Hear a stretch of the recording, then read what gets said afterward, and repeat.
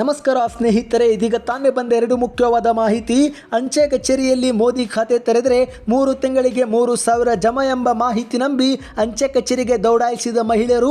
ಮತ್ತೊಂದೆಡೆಯಲ್ಲಿ ರಾಜ್ಯದಲ್ಲಿ ಸೂಪರು ಇಲ್ಲ, ಶಾಡೋನೂ ಇಲ್ಲ, ಇರೋದು ಒಂದೇ ಸಿಎಂ, ಅದು ಸ್ಟ್ರಾಂಗ್ ಸಿಎಂ, ನೀವು ವೀಕ್ ಪಿಎಂ ಎಂದು ಪ್ರಧಾನಿ ಮೋದಿಯವರ ವಿರುದ್ಧ ಮುಖ್ಯಮಂತ್ರಿಯವರ ತಿರುಗೇಟು. ಎರಡು ಮಾಹಿತಿ ಡೀಟೇಲ್ ಆಗಿ ನೋಡೋಕ್ಕಿಂತ ಮೊದಲು ದಯವಿಟ್ಟು ನಮ್ಮ ಚಾನಲ್ಗೆ ನೀವು ಮೊದಲು ಬಾರಿ ಭೇಟಿ ಕೊಡ್ತಾ ಇದ್ರೆ ಈಗಲೇ ಸಬ್ಸ್ಕ್ರೈಬ್ ಬಟನ್ ಮೇಲೆ ಕ್ಲಿಕ್ ಮಾಡಿ, ಪಕ್ಕದಲ್ಲಿ ಕಾಣಿಸುವ ಗಂಟೆ ಕೂಡ ಒತ್ತಿದರೆ ಸಾಕು, ರಾಜ್ಯದ ಮಾಹಿತಿ ನಿಮಗೆ ಸಿಗುತ್ತವೆ. ವಿಡಿಯೋಗೆ ಲೈಕ್ ಮಾಡ್ತಾ ನಿಮ್ಮ ಗೆಳೆಯರಿಗೂ ಕೂಡ ಶೇರ್ ಮಾಡಿ.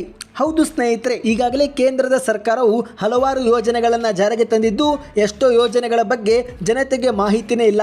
ಇನ್ನು ಕೆಲವರು ಸುಳ್ಳು ಮಾಹಿತಿನ ನಂಬಿ ಮೋಸವು ಕೂಡ ಹೋಗಿದ್ದಾರೆ. ಅದೇ ರೀತಿ ಒಂದು ಘಟನೆ ಹುಬ್ಬಳ್ಳಿಯಲ್ಲಿ ನಡೆದಿದೆ. ಹೌದು, ಪ್ರಧಾನಿ ನರೇಂದ್ರ ಮೋದಿ ಅವರು ಒಬ್ಬೊಬ್ಬರಿಗೆ 3,000 ಕೊಡುತ್ತಾರೆ ಎಂಬ ಒಂದು ಸುಳ್ಳು ಮಾಹಿತಿ ನಂಬಿ ಮಹಿಳೆಯರು ಅಂಚೆ ಕಚೇರಿಗೆ ಮುಗಿಬಿದ್ದಿದ್ದಾರೆ. ಕೇಂದ್ರ ಸರ್ಕಾರದ ಮೋದಿ ಗ್ಯಾರಂಟಿ ಎಂಬ ಯೋಜನೆಯಡಿಯಲ್ಲಿ ಅಂಚೆ ಇಲಾಖೆಯಲ್ಲಿ ಉಳಿತಾಯ ಖಾತೆ ತೆರೆದರೆ ಬಿಪಿಎಲ್ ಪಡಿತರ ಕುಟುಂಬದ ಪ್ರತಿ ಮಹಿಳೆಯರಿಗೆ 3 ತಿಂಗಳಿಗೆ 3,000 ಜಮಾ ಮಾಡುತ್ತಿದ್ದಾರೆ ಎಂಬ ಸುಳ್ಳು ಸುದ್ದಿ ನಂಬಿ ಅಂಚೆ ಕಚೇರಿ ಎದುರು ಮಹಿಳೆಯರು ಮುಗಿಬಿದ್ದ ಘಟನೆ ನಡೆದಿದೆ. ಬೆಳಗ್ಗೆ 8 ಗಂಟೆಯಿಂದ ಹುಬ್ಬಳ್ಳಿಯ ವಿವಿಧ ಅಂಚೆ ಕಚೇರಿ ಎದುರು ಮಹಿಳೆಯರು ಸಾಲುಗಟ್ಟಿ ನಿಂತಿದ್ದಂಥ ದೃಶ್ಯಗಳು ಕಂಡುಬಂದಿವೆ.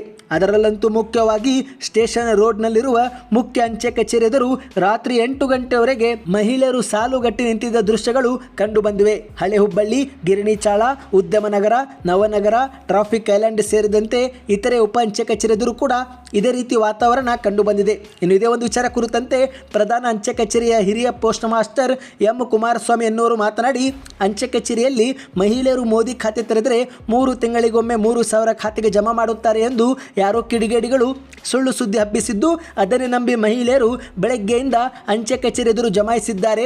ಈಗಾಗಲೇ ನಾವು ಅಂಚೆ ಕಚೇರಿ ಎದುರು ನೋಟಿಸ್ ಕೂಡ ಅಂಟಿಸಿ ಸುಳ್ಳು ಸುದ್ದಿ ನಂಬಬೇಡಿ ಎಂದಿದ್ದೇವೆ. ಆದರೂ ಕೂಡ ಮಹಿಳೆಯರು ನಮ್ಮ ಮಾತೆ ಒಪ್ಪುತ್ತಿಲ್ಲ ಎಂದು ಅಸಮಾಧಾನವನ್ನು ವ್ಯಕ್ತಪಡಿಸಿದ್ದಾರೆ. ಇನ್ನು ಈಗ ಎರಡನೇ ಮುಖ್ಯವಾದ ಮಾಹಿತಿ, ಸೂಪರು ಇಲ್ಲ, ಶಾಡೋನೂ ಇಲ್ಲ, ನಾನು ಸ್ಟ್ರಾಂಗ್ ಸಿಎಂ ಎಂದು ಮುಖ್ಯಮಂತ್ರಿಯವರು ತಮ್ಮನ್ನೇ ತಾವೇ ಕರೆದುಕೊಂಡು ಪ್ರಧಾನಿ ನರೇಂದ್ರ ಮೋದಿ ಅವರು ವೀಕ್ ಪಿಎಂ ಎಂದು ಕಾಲೆಳೆದಿದ್ದಾರೆ. ಹೌದು, ವಿಜಯವಾಣಿ ಪತ್ರಿಕಾ ಹೇಳಿಕೆ ಬಿಡುಗಡೆ ಮಾಡಿರುವ ಮುಖ್ಯಮಂತ್ರಿಯವರು ಸನ್ಮಾನ್ಯ ಪ್ರಧಾನಿ ನರೇಂದ್ರ ಮೋದಿ ಅವರೇ ಕಾಂಗ್ರೆಸ್ ಪಕ್ಷದಲ್ಲಿ ಸೂಪರ್ ಸಿಎಂ, ಶಾಡೋ ಸಿಎಂಗಳಿದ್ದಾರೆ ಎಂದು ಇತ್ತೀಚೆಗೆ ಶಿವಮೊಗ್ಗದ ನಿಮ್ಮ ಪಕ್ಷದ ಸಭೆಯಲ್ಲಿ ನೀವು ಗೇಲಿ ಮಾಡಿದ್ದೀರಿ. ಆದರೆ ನಮ್ಮಲ್ಲಿ ಸೂಪರು ಇಲ್ಲ, ಶಾಡೋನೂ ಇಲ್ಲ, ಇರುವುದು ಒಬ್ಬರೇ ಸಿಎಂ, ಅದು ಸ್ಟ್ರಾಂಗ್ ಸಿಎಂ, ನಿಮ್ಮ ಹಾಗೆ ನಾನು ವೀಕ್ ಪಿಎಂ ಅಲ್ಲ ಎಂದು ತಿರುಗೇಟು ಕೊಟ್ಟಿದ್ದಾರೆ.